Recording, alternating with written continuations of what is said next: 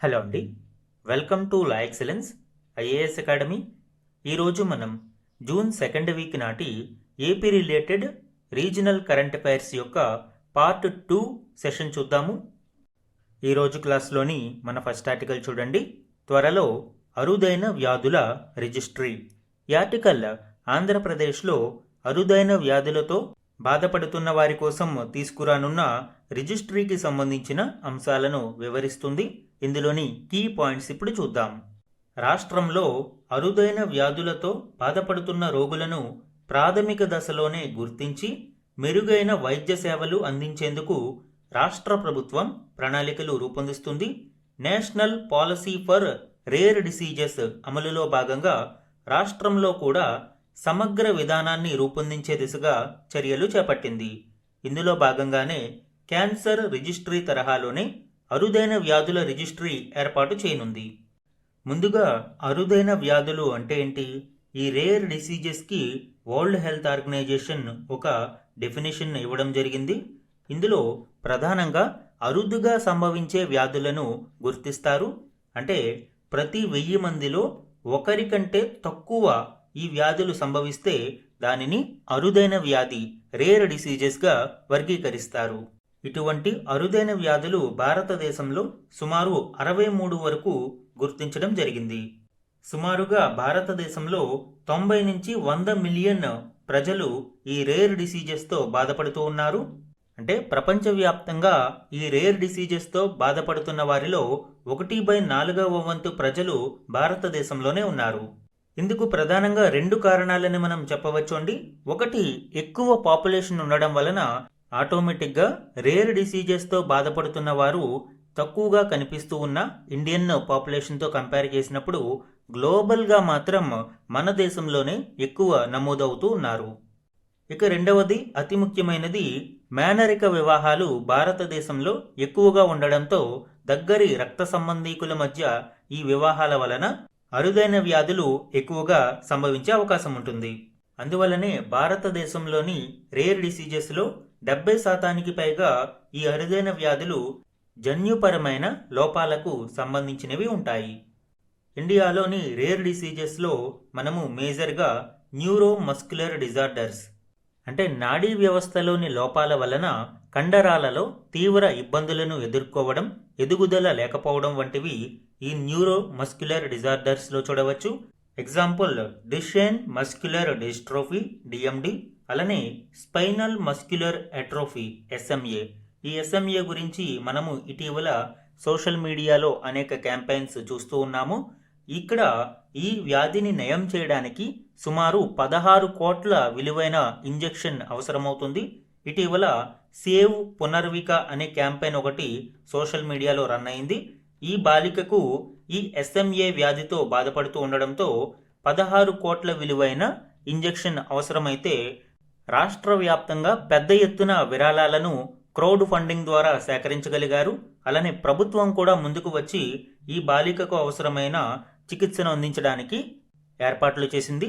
So ఇలాగా ఈ spinal muscular అట్రోఫీతో బాధపడుతున్న చాలామంది చిన్నారులకు సంబంధించిన క్యాంపెయిన్స్ మనము చూస్తూ ఉన్నాము. అలానే హెమటలాజికల్ కండిషన్స్ అంటే రక్తానికి సంబంధించి తలసీమియా, సికిల్ సెల్ ఎనీమియా ఇటువంటి వ్యాధులు, అలానే కాలేయానికి సంబంధించిన lysosomal storage disorders like Pompe disease, Hunter syndrome ఇటువంటివి, ఇన్బార్న్ ఎర్రర్స్ ఆఫ్ మెటబాలిజం కావచ్చు, and pulmonary and immune disorders. కొంతమందిలో ఆటో ఇమ్యూన్ ప్రాబ్లమ్స్ ఏర్పడుతూ ఉన్నాయి. ప్రైమరీ ఇమ్యూన్ డెఫిషియన్సీ అనేది ఏర్పడుతుంది. సిస్టిక్ ఫైబ్రోసిస్, ఇవన్నీ కూడా రేర్ డిసీజెస్గా చెప్పవచ్చు. ఎక్కువ మంది పీపుల్ దీనిని ఎదుర్కోకపోయినా కొంతమంది దీనితో సఫర్ అవుతూ ఉంటారు. ఇక్కడే రేర్ డిసీజెస్తో ఒక ప్రాబ్లంని మనం చూడవచ్చు. ఎందుకు అంటే ఎక్కువ మంది సఫర్ అయితేనే ఫార్మా ఇండస్ట్రీ దానికి తగిన వ్యాక్సిన్ కావచ్చు, మందులని కావచ్చు ప్రొడ్యూస్ చేయడానికి R&D చేస్తుంది. ఈ రీసెర్చ్ అండ్ డెవలప్మెంట్ కోసం కొంత అమౌంట్ని వెచ్చిస్తుంది. ఇక్కడ తక్కువ మందికి ఈ వ్యాధి వచ్చినప్పుడు దానికి సంబంధించి ఎక్కువ రీసెర్చ్ అనేది జరగదు. ఎందుకు అంటే ఫార్మా కంపెనీలకు లాభాలు రాకపోవచ్చు. అందువల్లనే వీటిని పట్టించుకోవడానికి ఎక్కువ మంది ఇంట్రెస్ట్ చూపించరు. అలానే వీటిని గుర్తించడం కూడా చాలా కఠినతరంగా ఉంటుంది. సుమారు ఆన్ అన్ యావరేజ్ 4.8 సంవత్సరాలు, అంటే దగ్గరగా ఈ అరుదైన వ్యాధులను గుర్తించడానికి 5 సంవత్సరాల కాలం ఆన్ అన్ యావరేజ్ పడుతుంది. అలానే ప్రొహిబిటివ్ ట్రీట్మెంట్ కాస్ట్స్, ఇక్కడ తక్కువ మందికి రావడం వలనను మరియు ఆర్ఫాన్ డ్రగ్స్ అంటారు, ఇటువంటి వాటిని నయం చేయడానికి తక్కువ మందులు ఉంటాయి, చాలా ఎక్కువ కాస్ట్ ఉంటాయి. ఇందాకే చెప్పుకున్నాము, ఒక ఇంజెక్షన్ ఖరీదు 16 కోట్ల రూపాయలు. సో ఈ విధంగా ట్రీట్మెంట్ కాస్ట్ కూడా చాలా ఎక్కువగా ఉంటుంది. అండ్ లిమిటెడ్ కేర్ యాక్సెసిబిలిటీ, చాలా తక్కువ కేర్ యాక్సెసిబిలిటీ అనేది ఇక్కడ చూడవచ్చు. కేవలం కొన్ని రకాల అల్ట్రా సూపర్ స్పెషాలిటీ హాస్పిటల్స్లో మాత్రమే వీటికి సంబంధించిన చికిత్సలు అందుబాటులో ఉంటాయి. సో సామాన్యులకు ఈ చికిత్సలు అందుబాటులోకి రావడం కష్టం. అందువలనే ప్రభుత్వాలు ఇందులో ఇన్వాల్వ్ అవ్వడం మనం చూడవచ్చు. భారతదేశంలో ఈ రేర్ డిసీజెస్ కొరకు నేషనల్ పాలసీ ఫర్ రేర్ డిసీజెస్ని ప్రభుత్వం తీసుకువచ్చింది. Ministry of health and family welfare ఈ పాలసీ విధానాన్ని తీసుకురావడం జరిగింది. ఇందులో రేర్ డిసీజెస్ని 3 గ్రూప్స్గా వర్గీకరించారు. గ్రూప్ 1 అనేది disorders amenable to one time curative treatment, అంటే ఒకసారి దీనికి సంబంధించిన చికిత్సను చేస్తే ఈ డిసీజ్ అనేది తగ్గిపోతుంది. లైక్ ఆర్గాన్ ట్రాన్స్ప్లాంట్స్ చేసినప్పుడు దానికి సంబంధించిన వ్యాధి కూడా తగ్గిపోతుంది. లైసోసోమల్ స్టోరేజ్ డిజార్డర్స్లో కాలేయ మార్పిడి వలన ఫలితం ఉంటుంది. సో ఇవి గ్రూప్ 1 డిసీజెస్. ఇక గ్రూప్ 2 డిసీజెస్ అనేవి రిలేటివ్లీ తక్కువ ఖర్చుతో కూడినప్పటికీ లాంగ్ టర్మ్ కేర్ అవసరమవుతుంది. సో లైక్ విల్సన్ డిసీజెస్కి కావచ్చు, గెలక్టోసిమియా, ఇటువంటి వాటికి డైట్ మరియు ఇతర మెడిసిన్స్ ద్వారా నయం చేసే అవకాశాలు ఉంటాయి. కాకపోతే వీటిని నయం చేయడానికి తక్కువ ఖర్చు అవుతుంది, ఎక్కువ కాలం అయితే తీసుకుంటుంది. ఇక గ్రూప్ 3 డిసీజెస్ అనేవి హై కాస్ట్ మరియు లైఫ్ లాంగ్ ట్రీట్మెంట్స్ అవసరమయ్యే రేర్ డిసీజెస్. ఎస్ఎంఏ ఇందాకే చెప్పుకున్నాం, 16 కోట్లు ఒక ఇంజెక్షన్కి. అలానే పాంప్ డిసీజ్. సో ఇవన్నీ కూడా high cost, high burden, life long treatments అవసరమవుతాయి.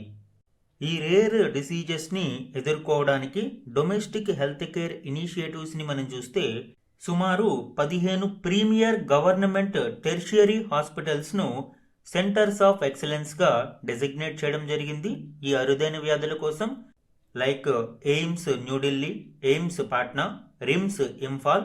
సో ఇటువంటి ప్రీమియర్ గవర్నమెంట్ హాస్పిటల్స్ని సెంటర్స్ ఆఫ్ ఎక్సలెన్స్గా డెసిగ్నేట్ చేస్తూ ఇక్కడ అరుదైన వ్యాధులకు సంబంధించిన స్క్రీనింగ్, డయాగ్నోసిస్ మరియు థెరపీని అందిస్తారు. మరియు ఈ సెంటర్స్ ఆఫ్ ఎక్సలెన్స్లలో అరుదైన వ్యాధులతో బాధపడుతూ చికిత్సలు తీసుకుంటున్న వారికి 50 లక్షల రూపాయల వరకు ఫైనాన్షియల్ ఎయిడ్ని కూడా అందిస్తారు. ఈ పాయింట్ ఇంపార్టెంట్ అండి. ఐసీఎంఆర్ ఆధ్వర్యంలో నేషనల్ రేర్ డిసీజ్ రిజిస్ట్రీని ఏర్పాటు చేశారు. ఇది భారతదేశంలోని రేర్ డిసీజెస్ని కంపైల్ చేయడం ద్వారా ఎంతమంది ఇందులో సఫర్ అవుతూ ఉన్నారు మరియు ఏ వర్గీకరణలు భారతదేశంలో ఎక్కువగా ఉన్నాయనేది అర్థమవుతుంది. అలానే భారతదేశంలో ఈ ఆర్ఫాన్ డ్రగ్స్ని స్వదేశీయంగానే అభివృద్ధి చేస్తూ వాటి ధరలను అందుబాటులోకి తీసుకురావాలనే ఉద్దేశంతో లోకల్ మ్యానుఫ్యాక్చరింగ్ను ప్రమోట్ చేస్తూ ఉన్నారు డిపార్ట్మెంట్ ఆఫ్ హెల్త్ రీసెర్చ్.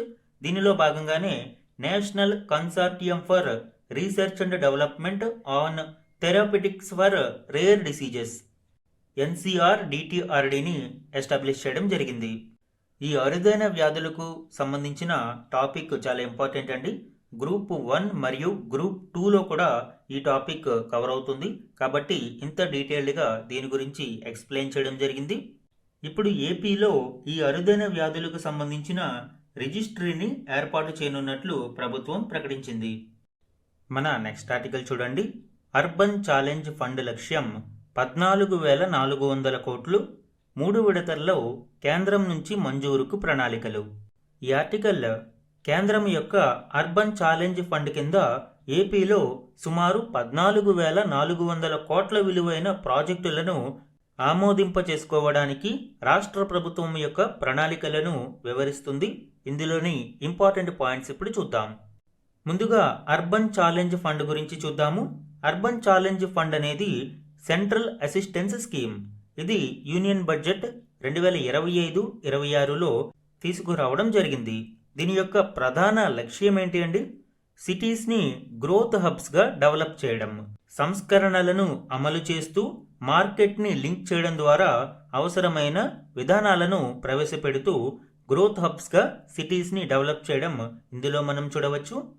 ఈ అర్బన్ ఛాలెంజ్ ఫండ్లోని గ్రాంట్స్ని అవుట్కమ్ ఓరియంటెడ్ మోడల్, అంటే నిర్దేశిత లక్ష్యాలను పూర్తి చేసినప్పుడు మాత్రమే ఈ గ్రాంట్స్ అనేవి విడుదల చేయడం జరుగుతుంది. 2025-26 నుంచి 2030-31 వరకు 5 సంవత్సరాల కాలంలో ఈ గ్రాంట్స్ అనేవి విడుదలవుతాయి. ఈ పథకం కింద మొత్తం కేంద్ర ప్రభుత్వం యొక్క అసిస్టెన్స్ 1,00,000 కోట్ల ఫండ్ను ఇందులో ఏర్పాటు చేశారు. ఈ పథకం ద్వారా సుమారు 4 లక్షల కోట్ల పెట్టుబడులు రావచ్చు అనేది ఒక అంచనా. ఈ యూసీఎఫ్లోని భాగంగా ఒక ప్రాజెక్టు యొక్క ఫండింగ్ లెవరేజ్ని మనం చూస్తే ఇందులో 25% సెంట్రల్ అసిస్టెన్స్ అనేది అందించడం జరుగుతుంది. ఇక మరొక 25% లోకల్ కంట్రిబ్యూషన్, అంటే రాష్ట్రాలు కానీ కేంద్రపాలిత ప్రాంతాలు కానీ అర్బన్ లోకల్ బాడీస్ ద్వారా ఈ 25% ప్రాజెక్ట్ కాస్ట్ని బేర్ చేయాల్సి ఉంటుంది. ఇక రిమైనింగ్ 50% మార్కెట్ ఫైనాన్సింగ్ ద్వారా, అంటే PPP పద్ధతిలో ప్రైవేట్ పబ్లిక్ పార్ట్నర్షిప్ కావచ్చు, లేదా మున్సిపల్ బాండ్స్ని జారీ చేసి క్యాపిటల్ ఇన్వెస్ట్మెంట్స్ని రైజ్ చేయడం, బ్యాంక్ లోన్స్ ద్వారా కావచ్చు, ఇలాగా మార్కెట్ ఫైనాన్సింగ్ ద్వారా 50% నిధులను సమీకరిస్తారు. ఈ యూసీఎఫ్ కింద ప్రాజెక్టులను 3 వెర్టికల్స్గా డివైడ్ చేయవచ్చు. ఒకటి సిటీస్ యాజ్ గ్రోత్ హబ్స్. ఈ ప్రాజెక్టులు ప్రధానంగా పట్టణాలు, నగరాలలోని కోర్ ఇన్ఫ్రాస్ట్రక్చర్ డెవలప్మెంట్ కోసం, లైక్ ట్రంక్ ఇన్ఫ్రాస్ట్రక్చర్, అంటే రోడ్లు, రహదారులు ఇటువంటివి, ట్రాన్సిట్ కారిడార్స్, అంటే మెట్రో, ట్రైన్స్ ఇటువంటి రవాణా వ్యవస్థలు. ఇవన్నీ ఎయిదర్ గ్రీన్ ఫీల్డ్ అవ్వచ్చు లేదా సెమీ గ్రీన్ ఫీల్డ్ అవ్వచ్చు. ఇక సెకండ్ వర్టికల్ క్రియేటివ్ రీడెవలప్మెంట్. ఇది ప్రధానంగా హిస్టారిక్ సిటీ కోర్స్ని మరియు సెంట్రల్ బిజినెస్ డిస్ట్రిక్ట్స్ CBDలను టార్గెట్ చేస్తుంది. అంటే లెగసీ ఇన్ఫ్రాస్ట్రక్చర్ని డెవలప్ చేస్తుంది. కొన్ని నగరాలలో వారసత్వ సంపదలు ఉంటాయి, అలానే ఆ నగరానికి సంబంధించిన ఫేమస్ ప్లేసెస్ ఉంటాయి. వీటిని రీడెవలప్ చేయడం ఇందులో ప్రధాన ఉద్దేశ్యం. అలానే పబ్లిక్ స్పేసెస్ని కూడా ఇందులో భాగంగా ఇంప్రూవ్ చేస్తారు. ఇక third vertical very important one, water and sanitation. ఇందులో భాగంగా వాటర్ సప్లైలోని గ్యాప్లను ఫిల్ చేయడము మరియు సివరేజ్ వాటర్, మురుగునీరును శుద్ధి చేయడం, అలానే సాలిడ్ వేస్ట్ మేనేజ్మెంట్, ఘన వ్యర్థాల నిర్వహణ, సర్క్యులేటరీ అండ్ స్వచ్ఛత, సర్క్యులర్ ఎకానమీని ప్రోత్సహించడం, పట్టణాలు, నగరాలలో పరిశుభ్రతను అందించడం. ఇవన్నీ వాటర్ అండ్ శానిటేషన్ వెర్టికల్లో మనం చూడవచ్చు. ఇప్పుడు ఏపీ ప్రభుత్వం ఈ అర్బన్ ఛాలెంజ్ ఫండ్ కింద సుమారు 14,400 కోట్ల రూపాయల నిధులు పొందేందుకు ప్రణాళికలు రూపొందిస్తుంది. ఇందుకోసం విశాఖపట్నం మరియు తాడేపల్లి, మంగళగిరి నగరపాలక సంస్థలకు గత నెలలో 497.71 కోట్ల విలువైన 4 ప్రాజెక్టుల మంజూరుకు కేంద్ర ప్రభుత్వం అంగీకరించింది. ఇప్పుడు రెండవ దశలో 36 పుర మరియు నగరపాలక సంస్థలలో 6,000 కోట్ల విలువ గల ప్రాజెక్టులకు సంబంధించిన DPRలను సిద్ధం చేస్తున్నారు. ప్రధానంగా పెరుగుతున్న పట్టణ ప్రజల అవసరాల మేరకు 24 గంటలు ప్రజలకు రక్షిత తాగునీటి సరఫరా, మురుగునీటి వ్యవస్థ, ఘన వ్యర్థాల నిర్వహణ, వరద నీటి కాలువలు, రహదారులు, వీధి దీపాలు వంటి సదుపాయాలను ఇందులో భాగంగా మెరుగుపరచనున్నారు. ఇందాక మనము 3 వర్టికల్స్ గురించి చెప్పుకున్నాము. ఇవన్నీ ఆ 3 వర్టికల్స్లో కవర్ అవుతాయి. ఇది రెండవ దశకు సంబంధించి. ఇలా మొత్తము 3 దశలలో 14,400 కోట్ల విలువైన ప్రాజెక్టులకు ఆమోదం తీసుకోవాలి అని ప్రభుత్వం భావిస్తుంది. ఇది ఏపీ యొక్క అర్బన్ ఛాలెంజ్ ఫండ్ యొక్క లక్ష్యాలు. మన నెక్స్ట్ ఆర్టికల్ చూడండి. రోడ్డు ప్రమాదాల తీవ్రత ఏపీలోనే అధికం. ప్రతి 100 రోడ్డు ప్రమాదాలలో సగటున 42 మంది మృతి. భారత్లో రోడ్డు ప్రమాదాలు 2024 వార్షిక నివేదికలో వెల్లడి. ఈ ఆర్టికల్ ఇటీవల ministry of road transport and highway విడుదల చేసిన భారత్లో రోడ్డు ప్రమాదాలు 2024 నివేదిక యొక్క కీలక అంశాలను వివరిస్తుంది. ఇందులోని ఇంపార్టెంట్ డేటా ఇప్పుడు చూద్దాం. మార్త్ విడుదల చేసిన ఈ నివేదిక ప్రకారం ఆంధ్రప్రదేశ్లో రోడ్డు ప్రమాదాల సంఖ్య మరియు వాటిలో మరణాలు తగ్గుతూ ఉన్నా కూడా సివియారిటీ ఆఫ్ రోడ్ యాక్సిడెంట్ అంటే ప్రమాదం యొక్క తీవ్రత, ఒక యాక్సిడెంట్ జరిగినప్పుడు అందులో సగటున మరణిస్తున్న వారి సంఖ్య ఎక్కువగా ఉంటుంది అని వెల్లడిస్తుంది. దీనిని ఏ విధంగా లెక్కిస్తారు? ప్రతి 100 రోడ్డు ప్రమాదాలలో మరణిస్తున్న వారి సంఖ్యను ఈ సివియారిటీ ఆఫ్ యాక్సిడెంట్స్గా పరిగణిస్తారు. ఇది జాతీయ స్థాయిలో కంటే రాష్ట్రంలో చాలా ఎక్కువగా ఉంది. ఈ సివియారిటీ ఆఫ్ రోడ్ యాక్సిడెంట్స్లో ఆంధ్రప్రదేశ్ సౌత్ ఇండియాలోనే నెంబర్ 1గా ఉంది. 2021లో రాష్ట్రంలో జరిగిన ప్రతి 100 రోడ్డు ప్రమాదాలలో సగటున 38 మంది మరణించగా 2024లో ఆ సంఖ్య 42.7కు ఎగబాకింది. ఇక నేషనల్ యావరేజ్ మాత్రం 36.3గా ఉంది. దీనిని బట్టి ఏపీలో ఈ సివియారిటీ ఆఫ్ యాక్సిడెంట్స్ ఎంత తీవ్రంగా ఉన్నాయనేది అర్థమవుతుంది. ఇక ప్రమాదాల సంఖ్య కేరళలో ఎక్కువగా ఉన్న మరణాలు తక్కువగా ఉంటున్నాయి. కేరళలో 2021 నుంచి 24 మధ్య 1,74,131 రోడ్డు ప్రమాదాలు జరగగా 15,706 మంది ప్రాణాలు కోల్పోయారు. అంటే ఆన్ అన్ యావరేజ్ ప్రతి 100 ప్రమాదాలలో 9 మంది మృతి చెందుతూ ఉన్నారు. అంటే కేరళ యొక్క సివియారిటీ ఆఫ్ యాక్సిడెంట్స్ కేవలం 9గా నమోదైంది. కేరళ యొక్క 2024 మెట్రిక్స్ని మనం చూస్తే 2024లో 48,834 రోడ్డు ప్రమాదాలు జరిగాయి. అంటే ఎక్కువ రోడ్డు ప్రమాదాలు సంభవించిన రాష్ట్రాలలో 3వ స్థానంలో కేరళ ఉండగా మరణాలు మాత్రం 3,880 మాత్రమే. ఈ మరణాల సంఖ్యలో 17వ స్థానంలో ఉంది.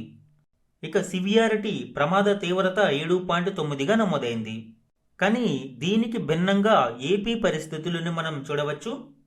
కేరళతో పోలిస్తే ఏపీలో ప్రమాదాల సంఖ్య తక్కువ అయినా కూడా ప్రాణ నష్టం మాత్రం ఎక్కువగా ఉంటుంది.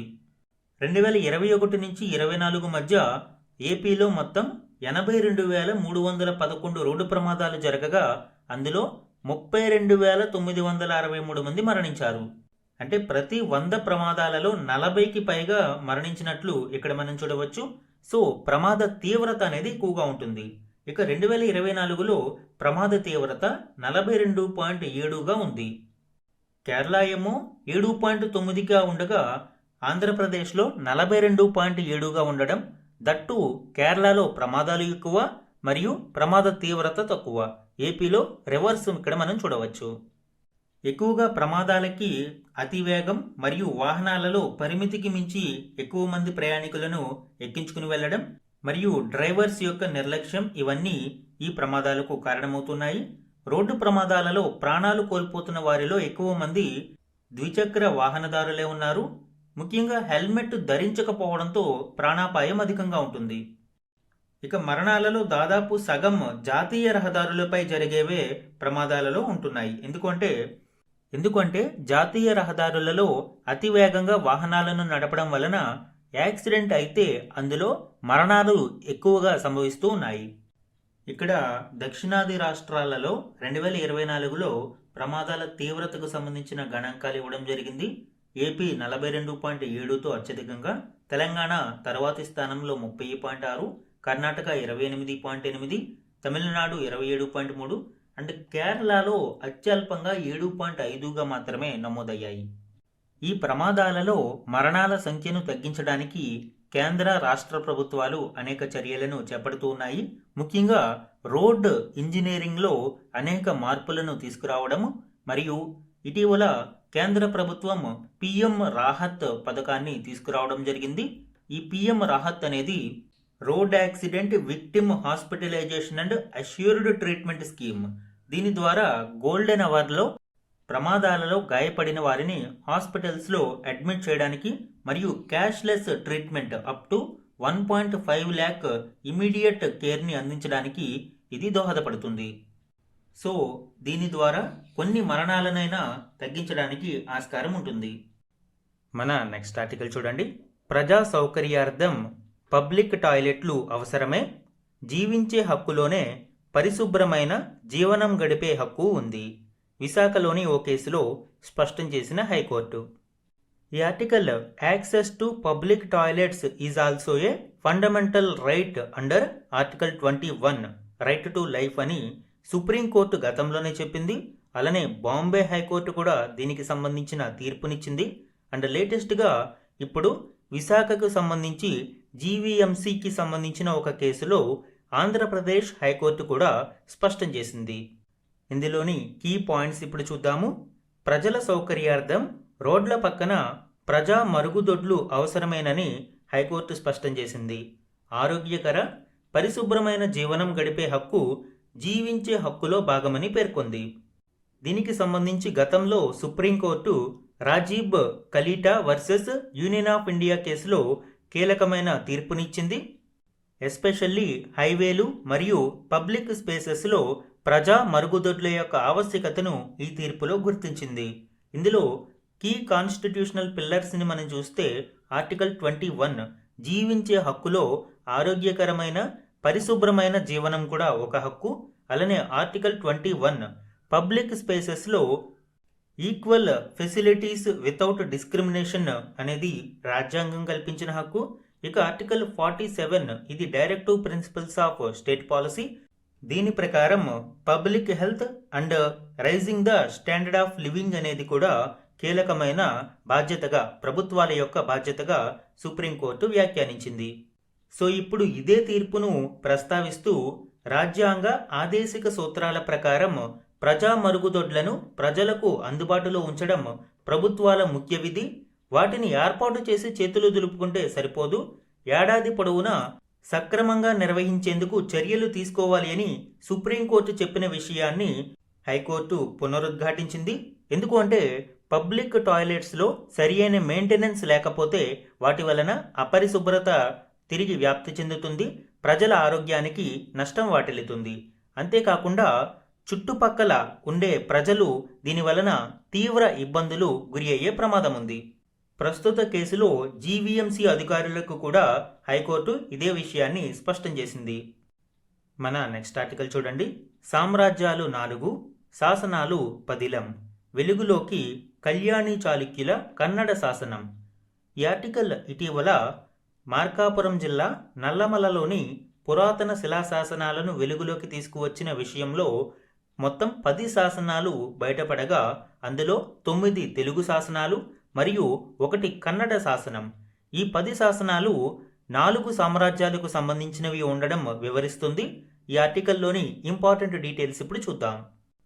నల్లమల అటవీ మరియు సమీప గ్రామాలైన అయ్యంబొట్లపల్లె, చాపలమడుగు, వైపాలెంలోని పురాతన చెరువు కట్టపై ఉన్న 10 శాసనాలను పురావస్తు శాస్త్రవేత్తలు గుర్తించారు. ఇందులో కళ్యాణి చాళుక్యులు, కాకతీయులు, విజయనగర రాజులు, పొత్తప్పి చోళుల సామ్రాజ్యాలకు సంబంధించిన రాతి శాసనాలు గుర్తించారు. అంటే మొత్తం 4 సామ్రాజ్యాలకు సంబంధించి. ఇందులో కళ్యాణి చాళుక్యుల యొక్క శాసనం కన్నడలో వేసినదిగా ఉండగా మిగిలినవి 9 తెలుగు శాసనాలు. ఈ కన్నడ శాసనం శ్రీశైలం మల్లికార్జున స్వామి మరియు త్రిపురాంతకం ఆలయానికి భూములు, గ్రామాలు దారాదత్తం చేసినట్లు ఉంది. ఇక తెలుగు శాసనాలలో ప్రముఖంగా కాకతీయ గణపతి దేవుడికి సామంతుడైన గంగయ్య సాహ్ని అనే రాజు త్రిపురాంతకం ఆలయానికి భూములు ఇచ్చినట్లు వివరించారు. ఇక అరుదుగా కనిపించే పొత్తప్పి చోళుల శాసనాలలో ఆ రోజులలో భూముల విస్తీర్ణాలను మత్తర్లుగా పిలిచేవారు అని శాసనం గుర్తించింది. ఈ పాయింట్ ఇంపార్టెంట్ అండి.